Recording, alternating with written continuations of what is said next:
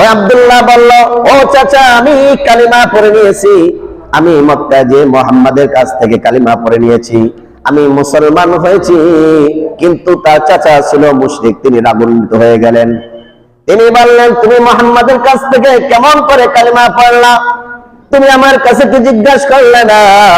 তুমি আমার বাপ দাদার ধর্ম ত্যাগ করে তুমি মুহাম্মাদের ধর্মে কেন ঢুকলা? তুমি আমার কাছে কেন জিজ্ঞাসা করলে না? আব্দুল্লাহ বললেন, ও চাচা, আমি মুহাম্মাদের কাছে গেলাম, আপনারা তো বললেন মুহাম্মদ একজন জাদুকর, মিথ্যাবাদী, সেই জন্য আমি তার কাছে গেলাম। যখন দেখলাম যে মুহাম্মাদের ভিতরে এমন কিছু আলোচনা আছে যেটা তিনি তার মন থেকে কিছু বলেন না, আল্লাহর পক্ষ থেকে এই কথাগুলা আসে, এই জন্য আমি তার এই কথাগুলো শুনে মুসলমান হয়ে গেলাম।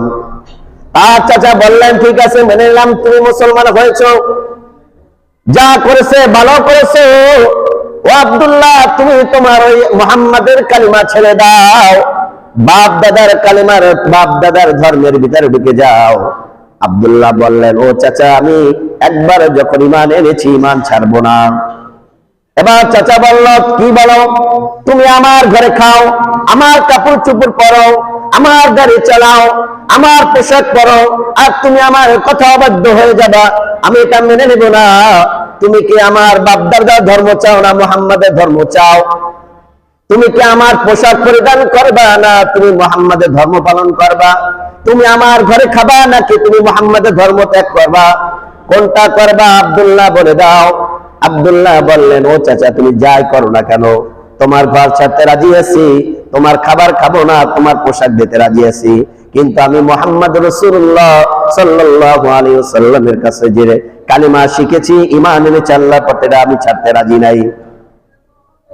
ওই সাহাবী যুবক, এত সুন্দর চেহারা।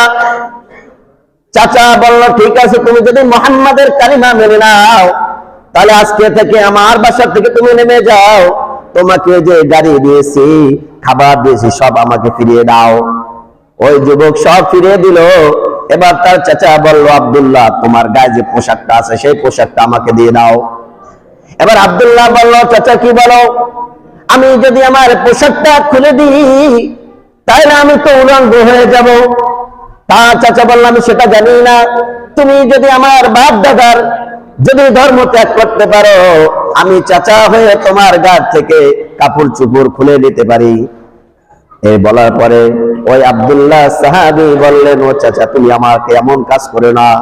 চাচা বলল, আমি মানতে রাজি নাই, তুমি তোমার গায়ে যে পোশাকটা আছে সেটা আমার টাকা দিয়ে কেনা, এই পোশাক খুলে তারপরে তুমি বের হয়ে যাবা।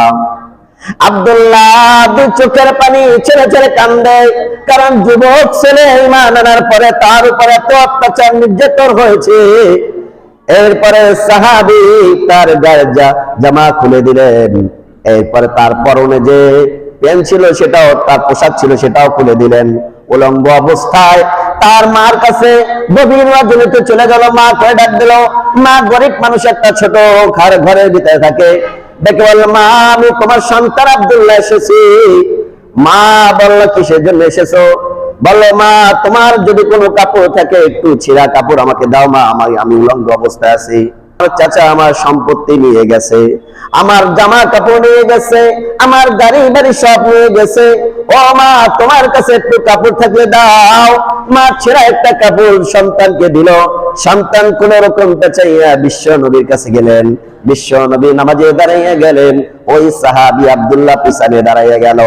যখন নামাজ শেষ করলেন, বিশ্ব নবী আসসালামু আলাইকুম বলিয়া নামাজ শেষ করলো। শেষ করার পরে যখন সাহাবীদের দিকে তাকালেন, এমন একজন সাহাবী পিছনে দেখা যায় যার প্রায় কোনো জামা নাই, শুধু পরনে একটা ছেঁড়া কাপড়। বিশ্ব নবী সাহাবীদেরকে ডেকে বললেন, ও সাহাবী, দেখো তোমার এক ভাই কি অবস্থা আছে, একটু ডাক দাও। তিনি ডাক দিলেন, চলে আসলেন। তিনি বললেন, তোমার নাম কি? বিশ্ব নবী বললেন, তোমার নাম কি? ওই সাহাবী বললেন, আমি কিছুদিন আগে আপনার কাছে কালিমা পড়ে গেছি, আপনি আমার নাম রেখে দিয়েছেন আব্দুল্লাহ। বিশ্ব নবী বললেন, ঠিক আছে, তোমার অবস্থা কেন? তিনি বললেন, আমি